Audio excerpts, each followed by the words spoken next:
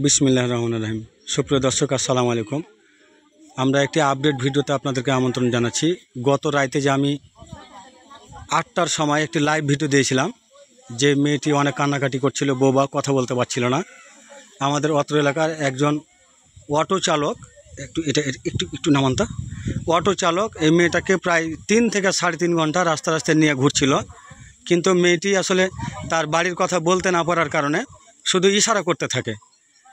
তারপরে 3.5 ঘন্টা পরে সেই অটো চালক আমাদের হেফাজতে দিয়ে যায় রাত 8টার সময়। আমি লাইভ ভিডিও দিই এবং আপনাদেরকে অনুরোধ করছিলাম যে আপনারা লাইভ ভিডিওটি শেয়ার করবেন।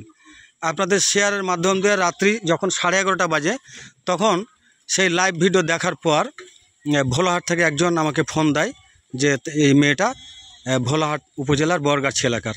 তো ওর নানা আসছে, তারপরে দাদি আসছে নিতে। যাক, আল্লাহর রহমতে তার পরিবার ফিরে পেয়েছি। আমরা তার পরিবারের কাছে হস্তান্তর করছি। আপনারা যারা ভিডিওগুলি শেয়ার করেছিলেন গত রাত্রে, আপনাদের আসলে এই ঋণ শোধ করার কথা না, পারবো না কোনো দিনও। কারণ একমাত্র শেয়ারের মাধ্যম থেকে কিন্তু এই মেয়েটার আমরা পরিবার খুঁজে পেয়েছি। আমরা বিগত দিনে আরও 595 জন মানুষ আমরা পরিবার পর্যন্ত দিয়েছি। ফোনটা বন্ধ রাখেন একটু। আমাদের আজকের আপডেট সফল পর্ব হচ্ছে 596। আমাদের মানবিক সহায়তা স্বেচ্ছাসেবক টিম থেকে আমরা এখন পর্যন্ত 596 জন মানুষকে, এরকম নারী, পুরুষ, শিশু, বৃদ্ধ, মা বাবা সহ সব ধরনের মানুষ ছিল, পরিবার পর্যন্ত পৌঁছে দিলাম। তার দাদি আছে, আমি একটু তার সাথে কথা বলবো। আপনি দাদি না? আপনার নাম কি? ফোনটা বন্ধ করেন দেখি, ফোনটা দেখি দেন। আপনার নাম মাবিয়া? ও বাড়ি থেকে বের হয়েছিল কখন? গতকালকে দুপুরে ভাত খাওয়ার পরে, এই 1:30 2টার দিকে। তারপরে আপনারা দেখলেন যে নাই, তখন খোঁজাখুঁজি করছিলেন আশেপাশেই? আল্লাহর রহমতে বিশাল একটা দুর্ঘটনার হাত থেকে মেয়েটা রক্ষা পেয়েছে গতকালকে। এই দেখি, এদিকে দেখো, কে এটা? চিনতে পারছো? হ্যাঁ, ও এখন চুপ আছে। একটু আগে অনেক কান্নাকাটি করতেছিল। মানে কালকে যেই সময়তে আমরা লাইভ ভিডিও দিই, তখন থেকে রাত্রে শুধু একটু ঘুমাইছে, এই ততক্ষণ পর্যন্ত শান্ত ছিল। ঘুম থেকে উঠার পরে আবারও কান্নাকাটি শুরু করছে। আপনি কে হন সম্পর্কে? না, আপনার নাম? বইফুল। আপনাদের ঠিকানাটা বলেন তো একটু, গ্রামের নাম? বরগাছি উত্তরপাড়া, থানা ভোলাহাট, জেলা চাঁপাইনবাবগঞ্জ। আপনার নাতনি হয়।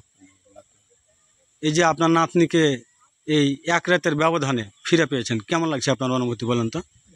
খুব ভালো লাগছে। যারা আপনার এই নাতনির পরিবার খুঁজতে, মানে আপনাদেরকে খুঁজতে সহায়তা করেছে, তাদের উদ্দেশ্যে কিছু বলার আছে আপনার? তাদের উদ্দেশ্যে বলার তাদেরকে ধন্যবাদ, এবং তারা খুব ভালো লোক। আসলে আমার একটা যে উপকার করলো, যেটা আমরা আলহামদুলিল্লাহ। আসলে মানুষ হিসাবে মানুষের কিছু দায়িত্ব থাকে, এই দায়িত্বটা সবাই পালন করতে পারে না। যারা আমাদের এই মানবিক অঙ্গনে আছেন, যারা এই অসহায় রাস্তায় থাকা মানুষ নিয়ে কাজ করেন, তারাই আসলে এই মানুষগুলোর মর্ম বুঝতে পারে।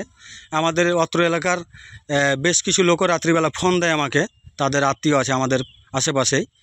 তো যাক, আলহামদুলিল্লাহ, আমরা অনেক খুশি হয়েছি যে মেয়েটাকে তার পরিবার পর্যন্ত আমরা পৌঁছে দিতে পেরেছি। রাত্রে আমরা অনেক হতাশায় ভুগছিলাম যে মেয়েটার পরিবার পাবো কি না। আমরা চাঁপাইনবাবগঞ্জ জেলার প্রায় থানা এবং স্বেচ্ছাসেবক টিমগুলোকে রাত্রে আমরা মেসেজ করি, তাদেরকে অবগত করি যে মেয়েটা কোত্থেকে আসছে, আপনারা একটু চেষ্টা করেন। তো যাই, সকলের চেষ্টায় আমরা মেয়েটির পরিবার পর্যন্ত পৌঁছে দিতে পেরেছি। ওখানে আপনি পৌঁছে দিতে পারলাম, আলহামদুলিল্লাহ। সবার প্রতি আন্তরিক কৃতজ্ঞতা জানাই। আপনাদের অবদান, আপনাদের যে এই শেয়ার, আপনাদের যে তথ্য সহায়তা, আমরা আসলে কোনো দিনও ভুলব না। আগামী দিনে আপনারা আমাদের পাশে থাকবেন। আজকে 596তম সফল আপডেট পর্ব এখানেই শেষ করছি। আল্লাহ পাক আমাদের সবাইকে ভালো রাখুক, সুস্থ রাখুক। আসসালামু আলাইকুম।